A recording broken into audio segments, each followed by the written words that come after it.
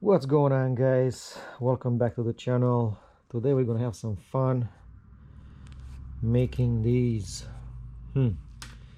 These are strap pulls for your hatch covers on your bass boat. And some boats, they have those nice T-handles pulls. Mine doesn't have those. Mine came with this strap pulls, and after a while this is what happens to them. And I was looking everywhere to find these and buy them, but you can't find them anywhere. So I'm gonna make my own. And for this project I bought some, actually this was a strap. I got a gray one, so it'll be close to the carpet of the boat.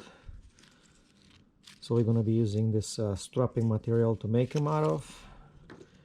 I took a really good look at how the factory made these ones, the original ones, and I bought some materials here that we're going to be using. These are some 316 stainless steel grommets, size 00. We have some 832's 316 stainless steel nuts. We got some what are these, flange cup washers. These washers, they're kind of like a finish washer, but they have a lip here, so it won't cut into your material once you tighten up your screws. And I also have some 832's stainless steel screws. And we're gonna have some fun with this punch. This is the punch that's gonna punch those grommets together. Well, enough talking, let's get to work. Okay, so after looking at these original ones, as you can see here at a factory, they cut them exactly where the grommet was installed, and they just melted so it won't fray up on you. And every time you open and close your hatch, this end kind of rubs against your other side of your boat here where the cover closes on.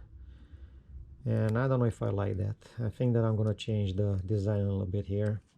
So what I'm thinking is, on the new poles I'm gonna make, I'm gonna loop them around the hatch. So let's say this is the new pole. I'm gonna put a grommet right here, and I'm actually gonna loop the end just like that around, put another grommet in the back, and run the screw through both grommets, put a knot on the other side. This way you'll have more pulling power too, and then you're not going to have the rough edge rubbing on your other side of the carpet. And these guys at the factory were cheesing out the materials.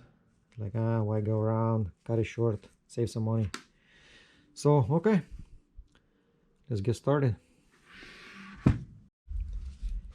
So I decided to do 2 inches from the top of the lid as far as height of the pool, 2 inches above the lid. Then the lid itself, it's 1.75 inches. Double those, you got 1.75 inches, 3.5, 3.5 on the back, that's 7 plus 4, 11. So 11 is the magic number. We're gonna have to cut this strap at 11 inches to start with. Okay, so to cut this strapping material, I'm using my soldering gun, and I was lucky enough actually that the soldering gun came with this I don't know if you can see this nice flat tip, very thin, kind of like a hot knife. I'm gonna be using this to cut the strap. This is gonna cut it and at the same time seal it. Now if you don't have anything like this, I mean, you can just use a regular soldering gun with like a pointy tip, or you can even actually heat up a knife on a flame and use that to cut it. So let's give it a go here and see how it goes. I'm waiting for this thing to get hot a little bit, and then let's see how it works. Oh yeah, she cuts like butter.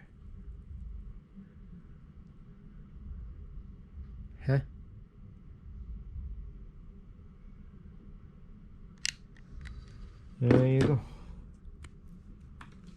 So we cut it and at the same time sealed it. Now I'm gonna measure 11 inches from here, make another cut. Okay, so 11 inches. Right there. Let's make another cut.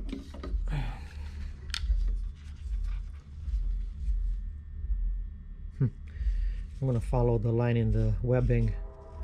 This way I'll make a straight cut. Let's see.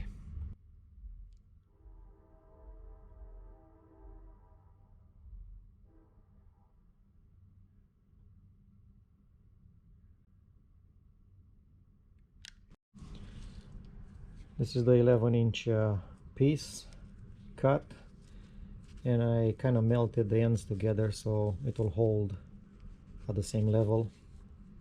Now I'm going to fold it over the lid and make my marks for where the holes are going to be. Kind of like this. And I'll mark where my holes are going to be right here. Then I'll make some holes. So I made my mark right here. Now when I'm going to make the hole through these two sides at once, I'm going to leave on the top part a little bit more material extra, and that's because when you fold it over the lid, so they will end up at the same length. If you don't do that and you start with the same length,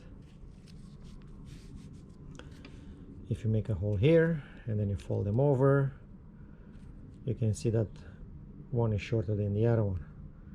Now, not anybody's gonna see it underneath the lid there, but just for the sake of being right, you can leave this extra material here, or you don't have to. It's all up to you. I changed the tip on my soldering iron, and now this is kind of a more like a round-ish tip, so to say. So I'm gonna punch a hole through both of these sides and see what happens. I'm hitting this up right now.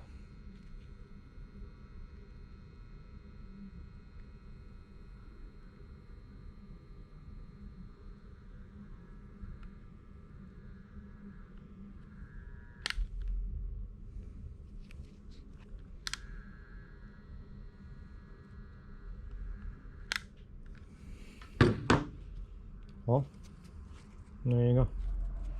I had a little bit of solder left, but that's okay. Now let's install our first grommet. So we're gonna be pressing this grommet together here using this nice die. I never did this before, so this is my first time doing it. Let's give it a shot and see what happens.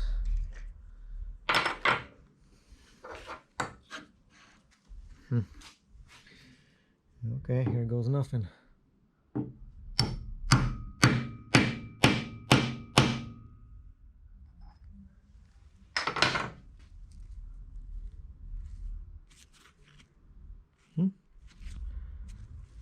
Turned out pretty good. Yeah, looks okay. Looks decent. So to measure the hole on the other side where it's gonna be, I just put this over here, line it up with the hole, folded this over, and I used something sharp. This is actually a skewer, believe it or not. And I kind of went through the hole and put a nice indentation into the strap where the other hole is going to be. It's going to be more centered than that, but you get the idea.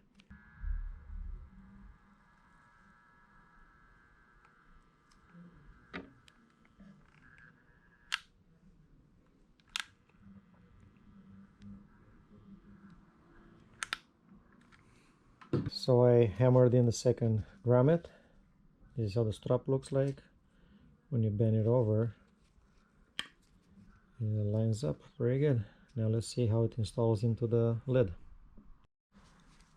So to install this, we're gonna be using this finish washers, flange cup washers, excuse me. So we're gonna go like this, and go like this through the hang on, doesn't want to go in. We're gonna use some, and there you go. Okay, fold it over. Let's see what happens on this other side. Oh, huh.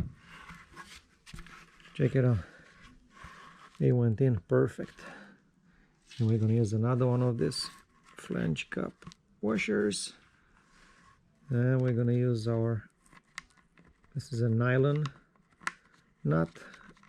It's the kind that doesn't unscrew itself. Now let me get this all tied up together. If I find something to hold the nut with.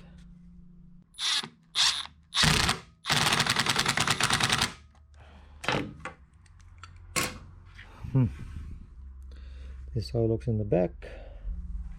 This is how it looks up front. Now, this is gonna work just dandy. It's kind of late right now. I cannot, it's dark outside, I cannot film how it works, but you guys just gonna have to take my word for it. Well, there you have it. This was actually easier than I thought it was gonna be. Huh.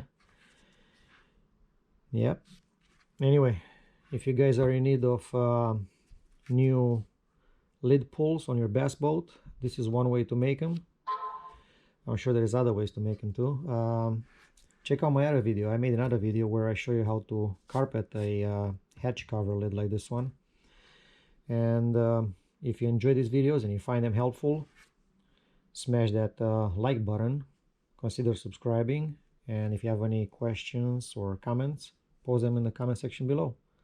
I'm gonna put some links to these parts I'm using here. I got all of this from McMaster Car. I'm sure Granger sells them also, but I'm gonna put some links for the part numbers of these items I was using in this video, so you guys will have an easier time doing this. Until next time, have a good one and catch some fish.